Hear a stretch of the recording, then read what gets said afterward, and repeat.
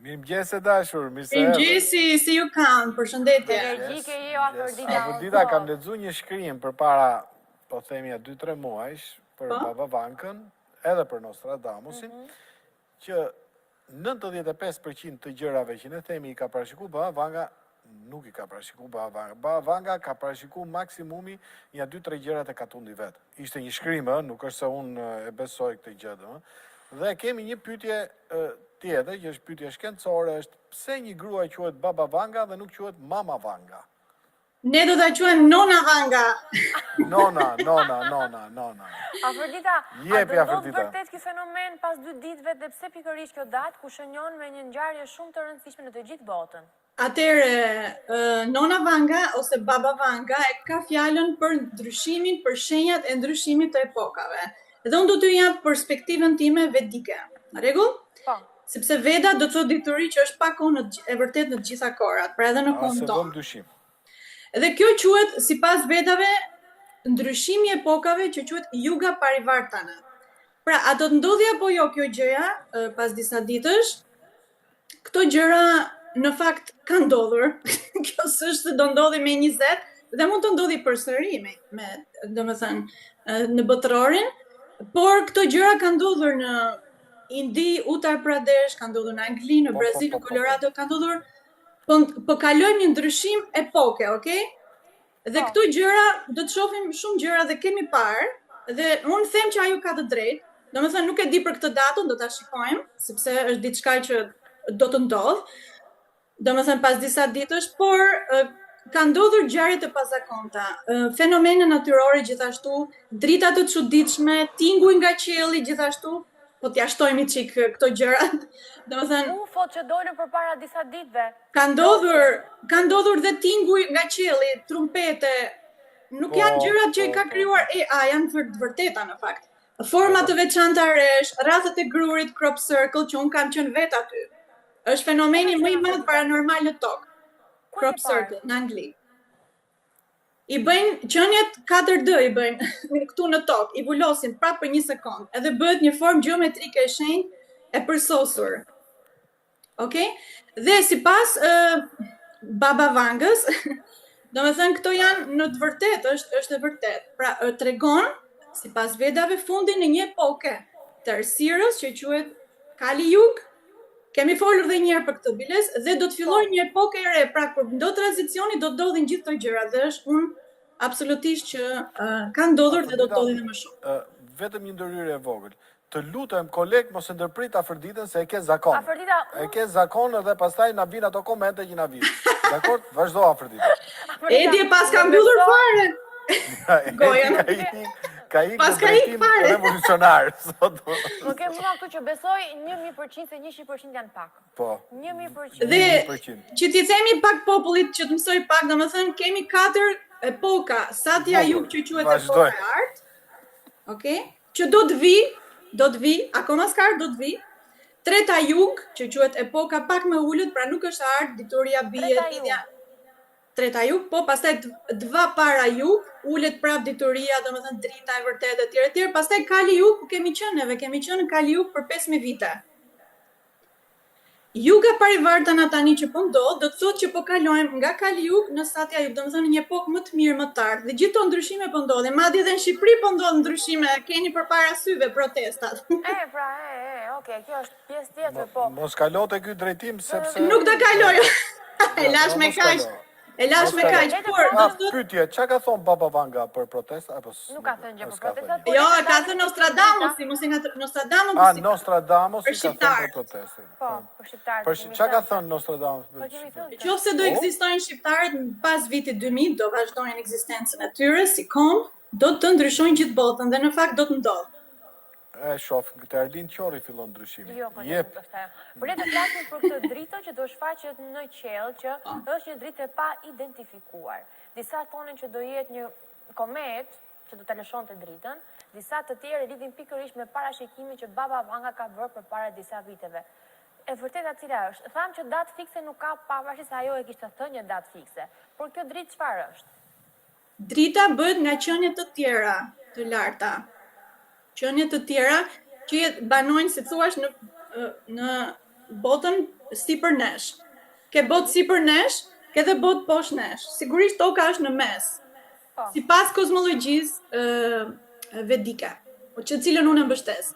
Tani në qoftë se ti di që ka botë sipër, ka qenie, ka gjëra që mund të bëjnë këtu tek neve, drita, crop circle, rrethët e grurit, ato rreth që bëhen si të përsosura rreth edhe në qell, drita që dalin, drita jeshile, drita të lloj-lloj të ndryshme, që kanë ndodhur, domethënë nuk është se s'ka ndodhur. Pra janë shenja. Pse i bëjnë Afrodita për të na trembur ne, për të Jo, nuk ja të bëjnë për të trembur, është bërë që të shohësh një dritë, si një njeri që është në tunel, po shef dritë, do shkoj drita asaj dritës, domethënë i tregon diçka që ka për te gjërave, ka qenie të larta, ka evolim, tregon evolim, domethënë tregon që do ndryshojnë gjërat. Dhe po të përgatit, është si një përgatitje psikologjike dhe me sy shqisore. Afrodita, ti do kishe preferuar botën që kemi, botën lart apo botën poshtë? Ku do kishe, nëse do kishe mundësi zgjidhje? Ua, po botën sipër as diskutohet. Kjo është quhet bota Matrix. Është nafta më lirë. A të thash për së ndërprej Afroditën, ja, shef se Afrodita është pozitive. Tani, në qoftë se neve nuk e dim ekzistencën e këtyre qenieve të larta, nuk do i thuash drita ua, sikur çau bë, po përmbyset bota. Dhe kjo nuk është përmbysje e botës, është shenja. Janë shenja paralajmërimi që do të vijë një epokë e re. Dhe duhet përgatitemi si shenjë që po vjen një epokë e re, hey, zgjohu, duhet bësh gjërat e dura, njerëzit duhet të ndryshojnë. Po çfarë do të bëjmë me vete? Ku do të marrë? Juve duhet bëheni vegetarian. Çfarë do bëjmë? Duhet vegetarian. Jo, Afrodita këtu s'jam dakord. Afrodita dëgjoj tash. Dëgjuam se çdo gjë për drita për këto. Do hoqim mishin mua, Vegetarian. vegetarian. Vegetarian, jo, s'jam Jo, po asnjë. ti edhe birrën Nga unë qendra e edhe. gojës, duhet bësh tokzimin për ditë duhet ta bësh tokzimin. Okej? Si bëhet tokzimin? 10 minuta rikëm sipas në tokë. Te e bëj me shishe birrë në dorë. Prek edhe një pemë. Qofse për to me heq kucët ose A quhet me sandale. prekalamojt? Me që i dum sa një pemë? Duhet flasësh nga qendra e gojës, duhet thuash mantrat. Juve që jeni në televizor do të flisni gjëra, domethënë që quhet parime të pastra, do të krijosh karma shumë të mira. Djeg karmat e këqija, pastrohesh, si më thënë, dhe vibracionet e tua rriten dhe ti evolon. Atëherë ti ke hyrë te kjo epoka e artë. Tani njerëzit duhet të zgjedhin dorim te kjo epoka e errësirës. Dhe s'do bëjmë asnjë gjë, do vazhdojmë kështu si qenie, s'kemi për të ndryshuar, apo do shkosh te epoka e re. E dritës. Duhet të zgjedhim dhe këto zgjedhje bëhen nëpërmjet veprimeve tona, nëpërmjet fjalëve që flasim, parimet e pastra, të vërtetat pa kohë, për shembull mantrat. Asnjë qenie nuk mund të pushtojë një qenie tjetër, për shembull që unë i bëj pra tek meditimi lotusoshën, këto gjëra mësojmë si të hysh te kjo epoka e re. Dhe për sa i përket Petrozhejit, quhet shkencërisht quhet hyrja në kodin E të algoritmit simbolik. Po. Jam? Tani të merremi me këtë dritën, temën. Drita është kodi para. Re, pra. Po? Ishte diçka e re, pra, që do na ftonte ne për ta ndjekur ose për të besuar që vërtet do rilindin në një farë mënyre. Do vërtet që ka qenie të larta, ka gjëra më të mira se toka, ka gjëra që ti mund, si thua, të hysh në botët më të larta të ekzistencës, duke pastruar çakrat e tua, duke bërë shumë gjëra në tokë një herë. Duhet ndryshosh mënyrën e, domethënë, të ushqyerit. Duhet ndryshojnë shumë gjëra dhe do ndryshohet strukturat botërore, do ndryshojnë.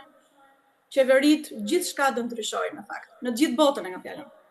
Qeverit, ti çfarë po thua tani?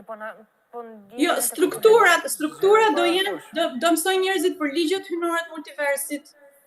Do ka shumë gjëra për të mësuar që njerëzit që të hyjnë te kjo epoka e re. Domethënë, këto sinjalizimet janë shenjat në qell, janë gjëra që janë rreth nesh. Afrodita, do të thotë kjo që në këtë vit ne do kemi shansin të njoftohemi dhe me këto qendjet e pa identifikueshme? Nuk kemi nevojë të Të shohemi në një farë mënyrë apo një mënyrë tjetër. Është ato shenjat që japin dritat e pazakonta, crop circle, gjithandej ka ndodhur dhe do të ndodhin më shumë tani. Dhe nuk e kam fjalën për alienot ose këto gjërat që duhet kemi kujdes këtu, domethënë. Për shembull, që thon alienot ose këto do vinë, do na bëjnë këto e do na bëjnë, nuk është fare ajo e vërtet. Edhe alienot ose qenet e tjera që mund ekzistojnë shumë qenie në botë, okay? Këto alienot janë thjesht, edhe ata janë ngecur në Matrix. Si neve njerëzit. Kurse Kurse këto dritat që po flasim me Fabin, me Juve, janë gjëra që vijnë nga qenjet e larta. Pra sipër. Kurse alienët e këto janë gjëra poshtë, nuk janë shumë të rëndësishme. Ja mund të bërë dhe hologram nga njerëzit që mund ta bëjnë këtë gjë në tokë. Pra nuk është ndaj gjë, nuk është kod kjo e alienëve. Alien në anglisht do thot a lie, do të thënë një gënjeshtër. Ren. Rrena.